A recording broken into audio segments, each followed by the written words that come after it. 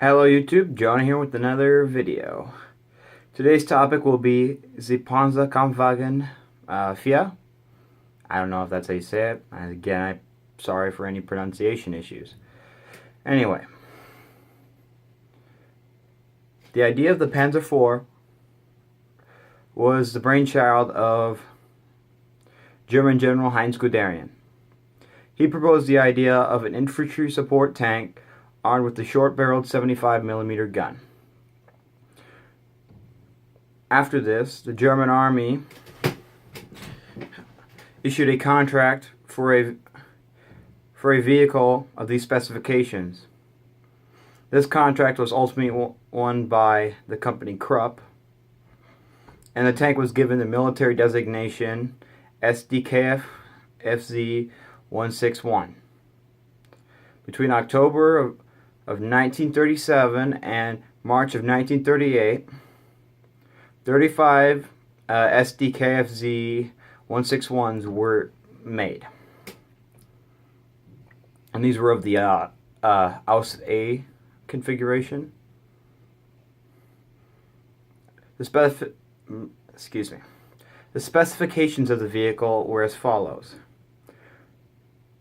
The hull weighed 18 tons, or 16,329.3 kilograms.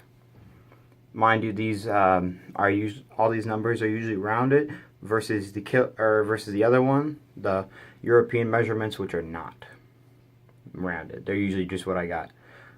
I got them all off these 4 or 5. So the sources I use, the 4 or 5 sources. I'll post them in the description, by the way.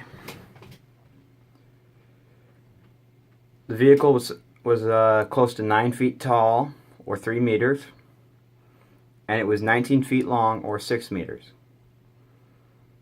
along with being 10 feet wide, which was also 3 meters.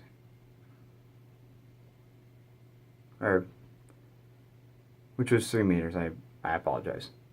The hull itself was 15 millimeters thick, with the turret being 20 millimeters thick all the way around. Or I believe the front, maybe it might have been the frontal, I think it was the frontal glacis, and then the sides were. Anyway, the tank itself was armed with a KWK 37L L24 75mm short barreled cannon, along with 2 MG34 machine guns, one in a coaxial, which is in the turret, and one in a hull mounted, which is right next to the driver in the hull, and it's in the front of the tank. I would give you an idea, but I don't. The vehicle itself was equipped with a Fug 5, or whatever the right terminology. I'm just going to say Fug 5. And the engine of it that powered this entire tank was the Maybach HL 108TR engine with 120 or 250 horsepower. I apologize. Its gearbox was a 5 forward and 1 rear position gearbox. And where did I apologize, I lost my place. The tracks themselves were 16 inches wide, or 406 millimeters. The range of the vehicle was 87 miles, or 140 kilometers. It had a crew of 5 with a commander, gunner, loader, and driver, and 1 radio operator. 3 of the crew members were in the turret. Now, for sake of time, I'm going to be a lot more brief, but this is going to be a long video. So the Aus B was a updated version of the A, and it had its hull and turret armor increased to 30 millimeters. It was upgraded with a Maybach HL 120TR with 300 horsepower, which that increased the speed to 19 miles per hour or 31 kilometers. And that was, I believe, on not on roads. No. It went from I'm sorry. The original one was 19 went the Alpha A went 19 miles per hour or 31 kilometers, and the improved version went 25 miles per hour or 40 kilometers. The new I apologize. The transmission in it was upgraded to the SSG 75, and this one had a six frontal position gearbox and a one rear position.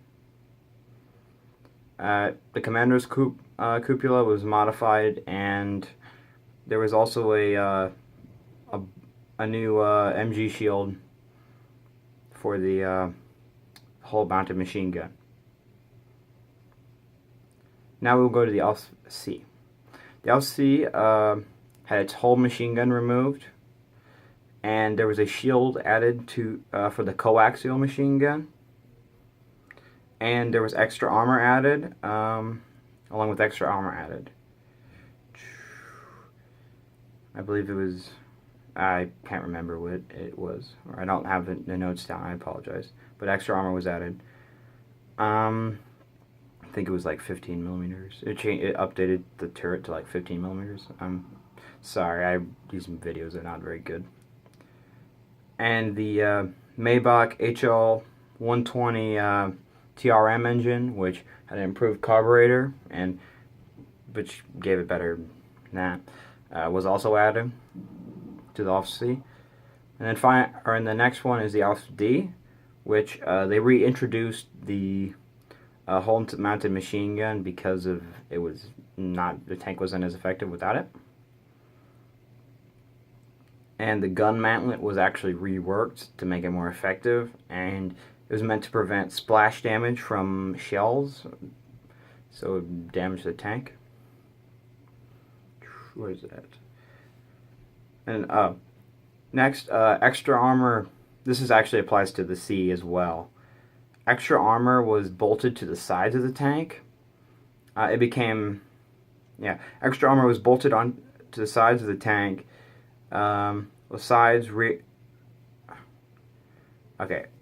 Was bolted onto the sides of the tank.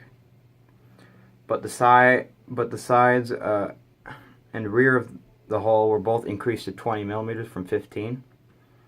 And the Model E was next after this. It had 20 and 30 a 30 millimeter plate to the front and 20 millimeter to both sides, to the sides and the sides of the turret were added in order to increase hull thickness. The C, I want to mention just really quick. The C, because I messed this up. The C actually, it was not standard, but it was like field added that they'd add the side plates. But this was factory added on the D variant, yes. And the Model E came after this. The Model E, no, I apologize. I'm getting all mixed up. My notes aren't very good, I apologize. We're talking about the Model E. So yeah, the Model E had these plates standard. It also was standard on both the D and the E model to have the Maybach 120 TRM engine. And the vehicle, because of all these upgrades, now weighed 21 tons. 21 tons. The commander's cupola was also moved forward, and a fan was added to the turret to help with the exhaust fumes from the gun. The last model to use the KWK-37 L42 gun was the Alpha F, and we're talking about the short variant. The whole armor eventually became a solid 50 millimeter plate on the front and 30 millimeters on the sides. Because of this extra weight increase, the side armor, or not side, excuse me, I misspoke. The tracks were actually increased in length from by several. I can't remember where I put it, where the notes were originally, but it was several. It was slightly increased to help with the surface tension pressure, or yeah. Anyway, later, the ALS-F was actually given a KWK 40 L43 gun. This is known as the F2 model, although it was never classified that by the German army, I don't believe. It might have been, I might have, yeah, I'm not, it might have been, I didn't write it down if it was or not. But from when I read it wasn't. The ALS-G was the next evolution in this series. It was directly based off the F, but was increased. The 15 millimeter frontal armor was actually given a 30 millimeter oblique plate, and a rack was added to the side of the vehicle so that it could support spare road wheels, and racks were added to the front of the tank. The front deck right here was added so that you could put your track links in order to provide protection, extra protection. You'd add a few millimeters or something. And let's see, we're at the G still, of course. On the loader side, turret vision slits were removed in order to because they weren't needed, I guess, and probably to speed production. And later on, the G variant, later in, I think it was 1943, the KWK-40 L48 gun, which is slightly modified, as in it was longer and the muzzle brake was updated, was installed, and the commander's cupola was modified, along with some other smaller modifications that I don't plan on talking about for time's sake. The ALS-H was another upgrade of the G, but it was an upgrade of the G, and it came standard with an KWK-40 L48 gun, but this time it had a solid, from the factory, 80 millimeter plate, and there was no vision ports on it, there was no pistol or vision ports on it at all. And there was no vision ports on the side next to where the driver or the radio operator would be. Sorry. And let me see. The side modifications, tank. Oh yeah. Side skirts were added. They're called Schützen, and they were meant to stop Soviet anti-tank riflemen rounds. And I don't know if this is confirmed, but apparently they were supposed to stop the bazooka, but I don't know if that's true or not. And let's see, an AA mount was added for an MG42 or 34 for anti-aircraft purposes. It was not effective though, from what I've heard, and from what I read. The SSG-77 transmission was also added, and it was meant to help with the weight and stuff, just to be able to support it. Zimmerit coating was also added, which is this paste, and it essentially makes the surface rough, so you can't put magnetic anti-tank mines. But it wasn't really effective because there wasn't any need for it, because nobody had magnetic anti-tank mines. My best guess was it could have also been I guess because paint wasn't necessarily as paint was more likely to glare, so I guess it also could have helped with paint not being so shiny, maybe. Anyway, next, now we're still talking about the H. It weighed 25 tons, and because of this, it only went 24 miles per hour on roads. The last model that we will talk about, because it's the last modification as in like direct evolution. There was also many the chassis were taken and made into a bunch of different other tanks. For example, the Yug Panzer IV, which was a tank destroyer, and it was used late in like 1944. Anyway, let's see. Okay. Yeah, the J was a downgrade. For one, they took out the electric turret traverse motor and replaced it with a manual crank. And because the motor and all that was taken out, they added an extra 200 liters of fuel, an extra reserve fuel tank, and also the turret visor and pistol ports were taken out to help ease production, and so was the AA mount. It was taken out. Instead, it was replaced with a close defense weapon or launcher. I don't know how to pronounce it in German because it's in German. If anyone wants to put in the comments how you pronounce it, that'd be great. Fired smoke and high explosive rounds. And to help with production easing, they also took out one of the return rollers. Because the Scherzen were expensive, because it was just steel plate and you could use that for other things, they replaced it with a wire mesh panels for each side. And now that we've gotten the modifications out of the way, we'll talk about production numbers. Obviously, the certain tanks were produced more.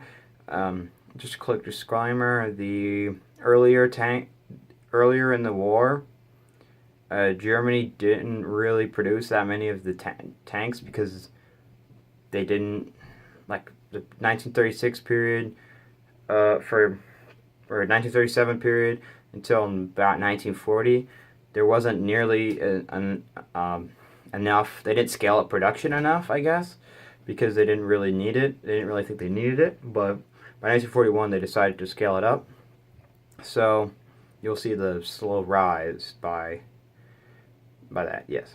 So obviously 1937, I think it was 38, there was only 45 of the one made. Anyway, we're going to skip to 1938 because 1938 and all that, those were a lot of even very small numbers. We didn't really care about those. In 1938, the total tank production for the Panzer IV was 140. In 1939, this was only apparently 45. I'm not sure why that was, but it could be an error. It was kind of confusing, the actual what do you call it? Tank production numbers. So I'm just looking at the numbers. Yeah, just kind of confusing. Anyway, 1940, this skyrocketed, you could say, doubled from 140 to 280. And then by 1941, this jumped to a further 480 tanks. And then by 1942, the number was kind of confusing because it had a 964 and a 1,724. So my guess would be at somewhere in between that. And in 1943, this number was further compounded by 3,073. And then in 1944, this jumped a little bit to 3,366. And by 1945, it was it broke down a little. It was down a lot because the war ended fairly quickly before the end of the year, so it was only 343. But it was still the most it was still the only tank that was produced at the beginning and the end of the war by the German army. And it was It went from its infantry support role, armor support role, of bunker busting and taking on emplacements, to its its main battle tank anti-tank role that it was pushed into service to in 1941 and 42. And by 1945, it was simply a fairly obsolete. It was fairly obsolete by the end of the war. It couldn't really handle heavier tanks, but it was perfectly capable of taking out a T-34, KV-1, and a Sherman, of course.